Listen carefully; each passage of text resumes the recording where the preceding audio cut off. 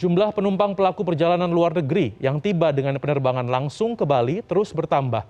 Di bulan Februari ini, dua maskapai yakni Garuda Indonesia dan Singapura Airlines melakukan penerbangan terjadwal dari dan ke Bandara I Gusti Ngurah Rai. Setelah pada Rabu siang, maskapai Singapura Airlines mendarat di Bandara I Gusti Ngurah Rai dengan membawa 156 penumpang, Kamis malam, maskapai yang sama kembali mendaratkan 180 penumpang dari Singapura. Maskapai Garuda Indonesia pada Jumat sore juga tiba dengan membawa 12 penumpang dari Narita, Jepang. Di bulan Februari ini, dua maskapai tersebut sudah menjadwalkan penerbangan dari Bandara Ngurah Rai yang penerbangan internasionalnya dibuka sejak 14 Oktober 2021. Bulan Maret depan, maskapai Jetstar akan mulai menerbangkan kembali pesawatnya ke Bali seiring akan dibukanya perbatasan Australia pada 21 Februari ini. Garuda Indonesia tanggal 3 Maret juga akan melakukan penerbangan dari Sydney, Australia ke Denpasar, Bali.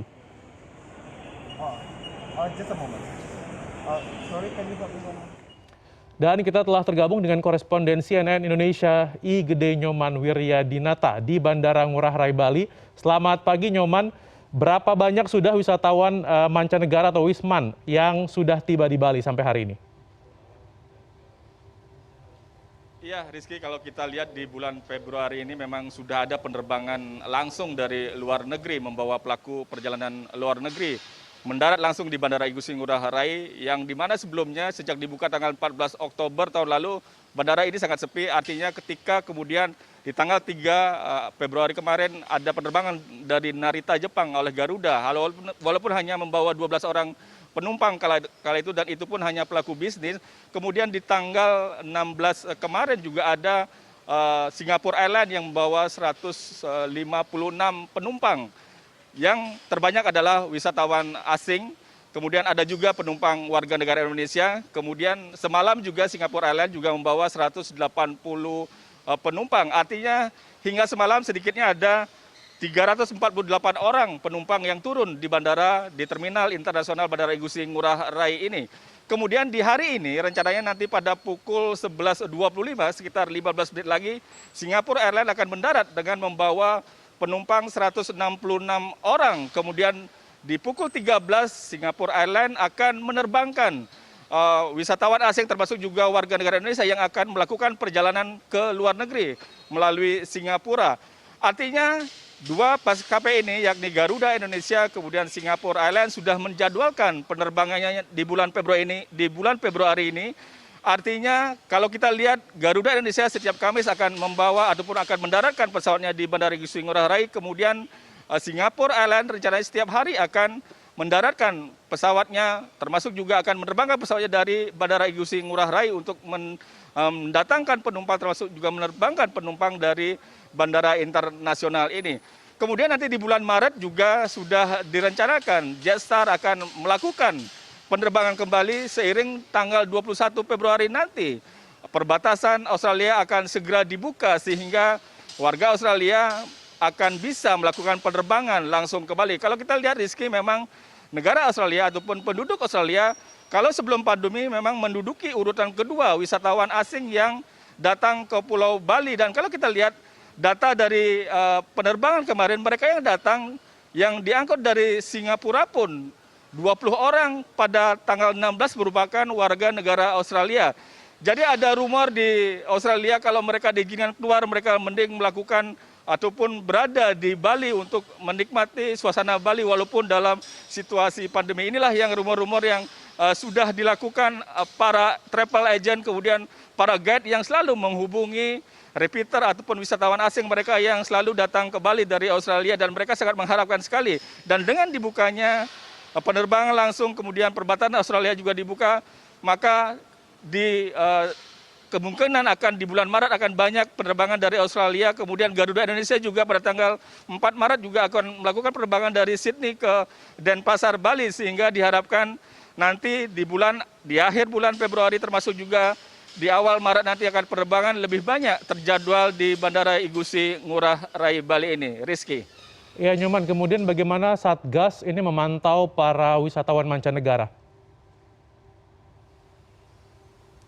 Ya Rizky, kalau kita lihat memang simulasi dilakukan beberapa kali bahkan sebelum dibuka pada tanggal 14 Oktober lalu. Artinya kalau sekarang ini saja mereka yang boleh masuk ke areal penjemputan di terminal kedatangan ini adalah mereka yang bertugas. Artinya mereka pun sudah dicek kesehatannya, dicek dengan menggunakan antigen. Artinya mereka yang tidak berkepentingan di dalam ruang terminal kedatangan ini tidak diizinkan untuk masuk selain petugas. Baik itu petugas ketika mereka melakukan pencatatan atau pemeriksaan di kedatangan, termasuk juga petugas yang akan menjemput mereka nanti setelah keluar dari terminal ini. Diharapkan ruangan ini adalah ruangan steril, kemudian selain persyaratan-persyaratan yang sudah ditentukan, misalnya melakukan tes PCR 3 hari sebelum keberangkatan, kemudian juga melakukan tes PCR setelah tiba di Bandara Igusti Ngurah Rai.